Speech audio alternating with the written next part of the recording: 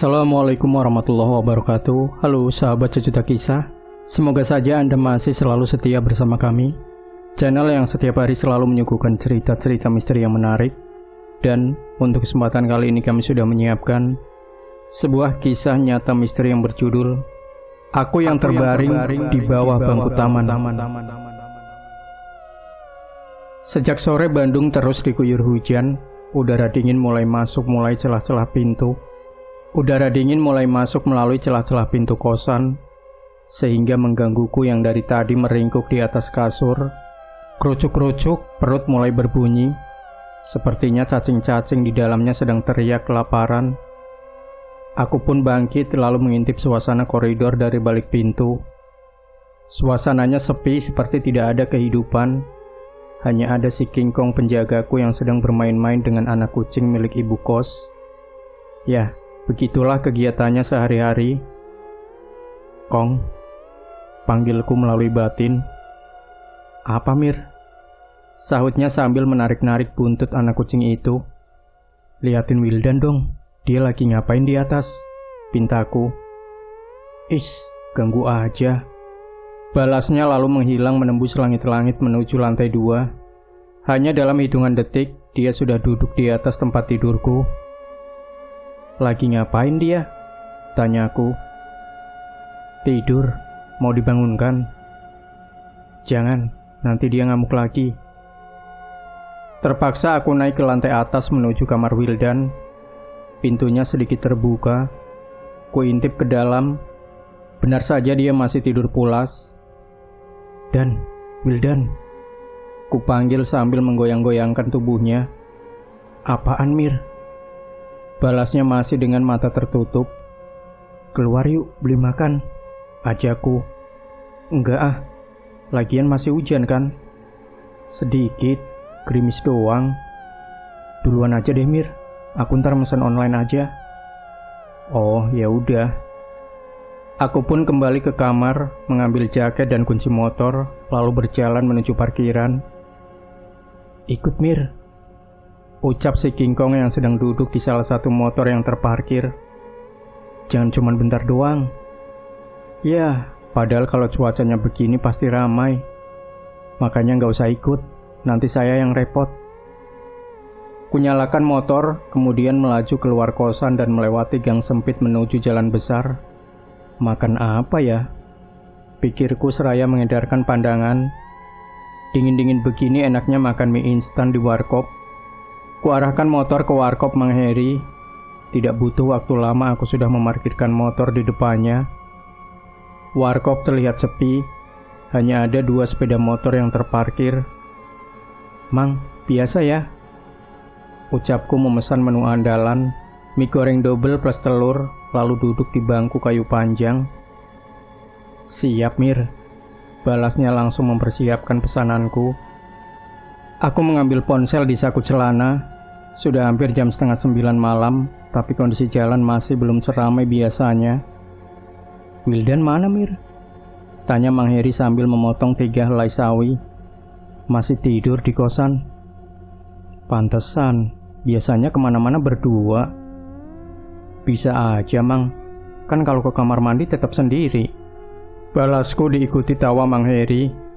Dah buruan, Mang. Lapar nih, sambungku. Ini, Mir. Mang Heri meletakkan mangkok mie di hadapanku. Rasa lapar membuatku langsung menyantapnya dengan cepat.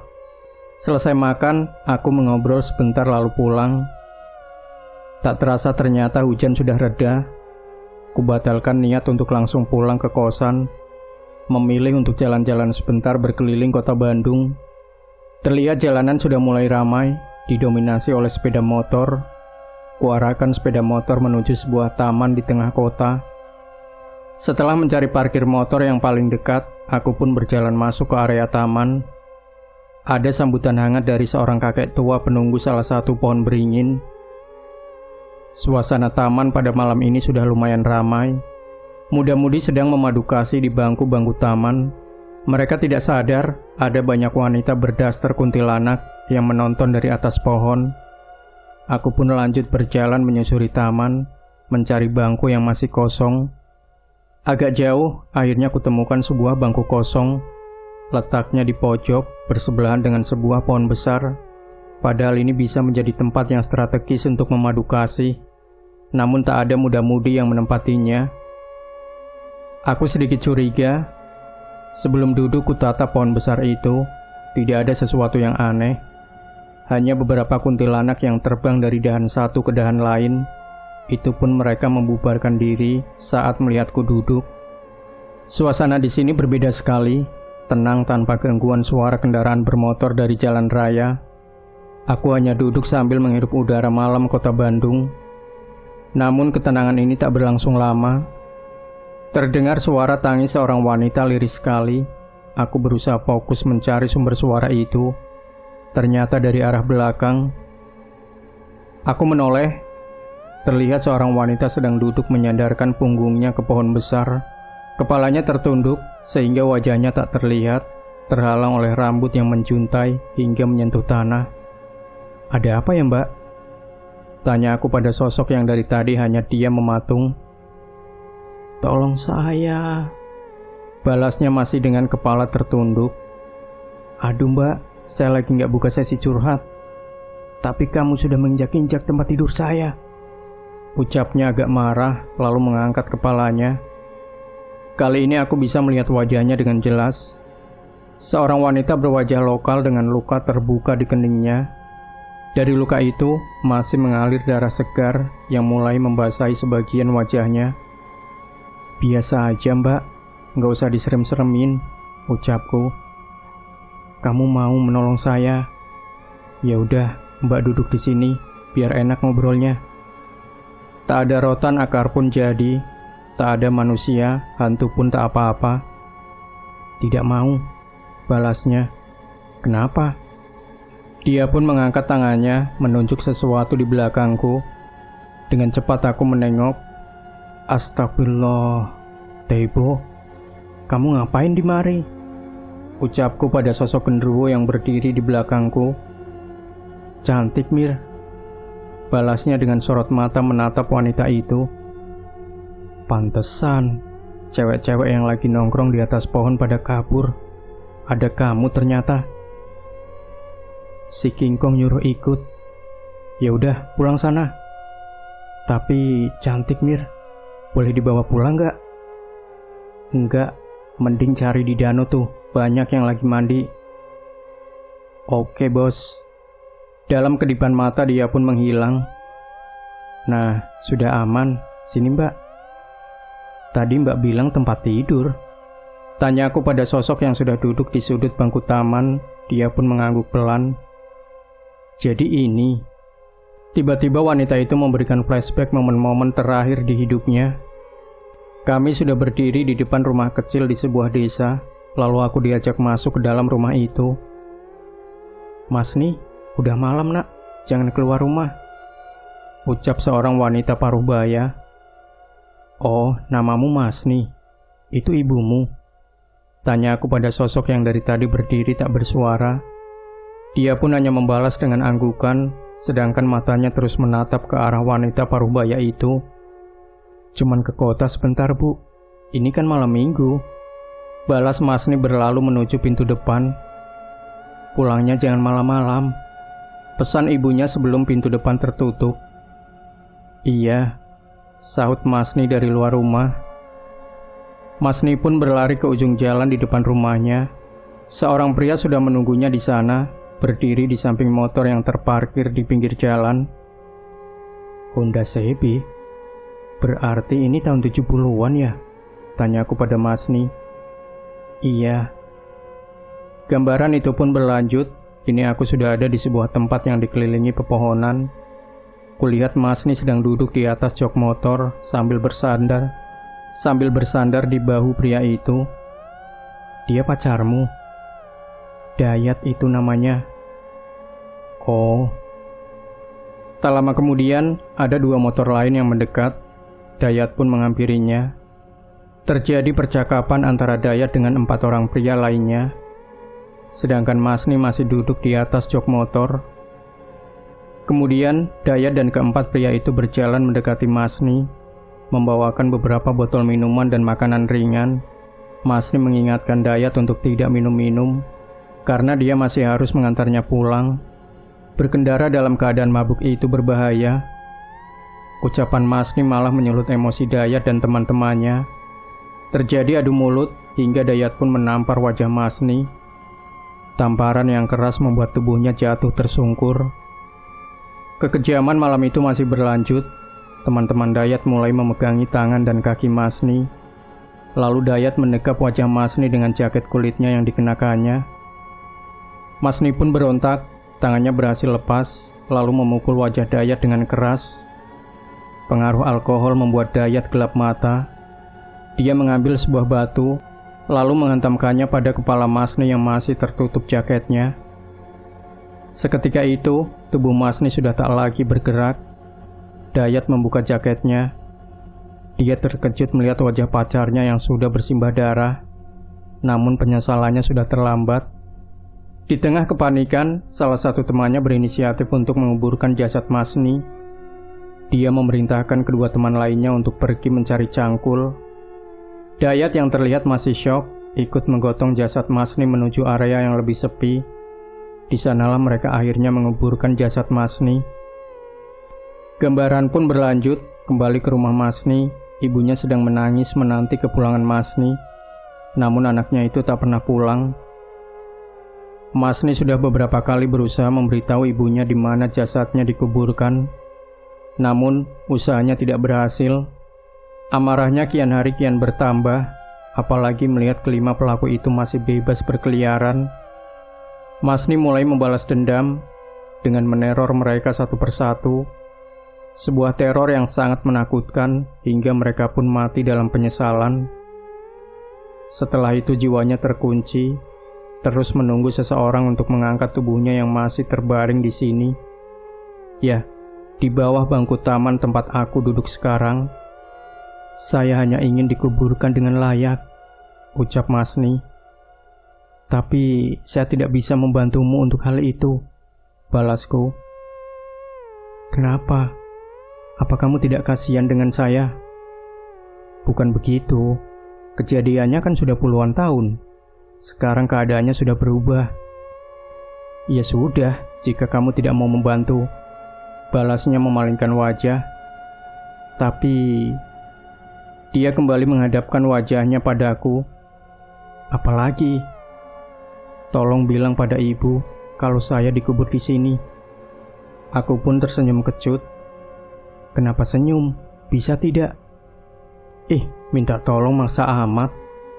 Masni, sekarang ini tahun 2024. Sudah lebih dari 40 tahun semenjak kamu meninggal. Saya mana tahu kalau ibumu masih hidup atau tidak. Alamat rumah saja kamu tidak ingat. Ibu pasti masih nunggu saya pulang. Coba kamu cari orang lain yang bisa bantu. Saya sih nggak sanggup. Tapi sekarang cuma ada kamu. Ya cari dulu sana. Ternyata semua pria sama saja. Ya nggak gitu juga Bambang. Bambang, aku Masni. Maaf salah sebut. Ya udah deh, nanti saya pikirin gimana caranya. Sekarang saya pulang dulu. Saya ikut boleh? Enggak. Kamu mau ketemu genderuwo tadi emang? Sudah ya. Aku berdiri, pergi meninggalkannya yang masih duduk di bangku taman. Besok datang lagi? Tanyanya. Nggak tahu. Balasku lalu berjalan cepat meninggalkan tempat itu. Sesampainya di tempat parkir, ting. Ponselku berbunyi, ada sebuah pesan WhatsApp yang masuk. Mir, kamu belum balik kosan? Ternyata dari Wildan. Ini aku mau balik. Kebetulan nih, nitip mie goreng sama bubur kacang hijau dong di warkop Mahiri. Ya elah ini anak, tadi katanya mau pesan online. Enggak lagi nggak ada promo. Ayolah, kali-kali nitip. Kali-kali perlu digarisbawahi. Ntar aku beliin sekalian balik. Oke. Aku memasukkan ponsel ke saku celana, lalu pulang ke kosan. Sebelum pulang, tidak lupa membeli makanan titipan Wildan dulu. Setibanya di kos, Wildan sudah ada di kamarku. "Kamu ngapain di mari?" tanyaku pada Wildan yang sedang tiduran di atas kasur. "Nungguin makanan lah, lapar aku, baru bangun," balasnya tanpa beban. "Sana, balik kamar kamu aja. Pinjem mangkok sama sendok dong. Punya aku masih kotor, lagi males nyuci." "Duh, nih anak. Kamu tadi kemana aja? Lama bener. Jalan-jalan aja, terus duduk berduaan di taman." "Beuh, sama siapa?" "Cewek cantik," balasku tersenyum. "Ah, pasti begituan kan? Beneran mau kenalan? Aku panggil sekarang." "Nah kan, beneran setan." "Udah lah Mir, ntar aku gak bisa tidur." "Hahaha, aku ke belakang dulu, sakit perut," ucapku lalu berlari menuju kamar mandi. Kembali dari kamar mandi, Wildan sudah selesai makan. "Cuci Dan." "Besok aja Mir, habis makan ngantuk nih," balasnya seraya berlari ke kamarnya. "Awas ya." Sudah jam 11 malam, lagian aku juga sudah mengantuk. Aku pun langsung naik ke kasur untuk tidur. Di tengah-tengah mimpi indah, aku merasakan ada sentuhan dingin di wajah. Kubuka mata sedikit, terlihat ada sosok di hadapan. "Sudah ketemu belum?" tanyanya. Kubuka mata lebar-lebar. "Mas nih, kok bisa kesini?"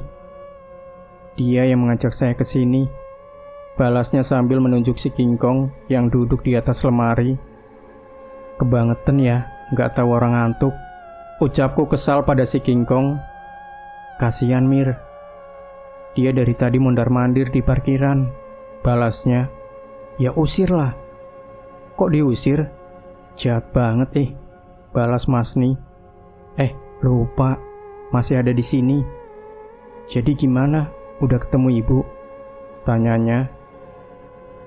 Ya Allah, baru juga beberapa jam, udah nanya itu lagi.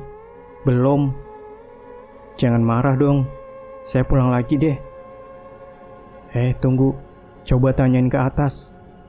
"Ke atas?" "Kong, anterin ke kamar Wildan Ki," perintahku. "Siap Mir." Mereka pun menghilang, kini aku bisa lanjut tidur dengan tenang. Tak lama terdengar suara teriakan seseorang di lantai atas, persis dengan suara Wildan. Demikian sahabat Sejuta Kisah. Jangan lupa berikan komentar Anda, like, share video ini, subscribe channel Sejuta Kisah, dan nantikan kembali cerita-cerita misteri terbaru dari kami. Wassalamualaikum warahmatullahi wabarakatuh.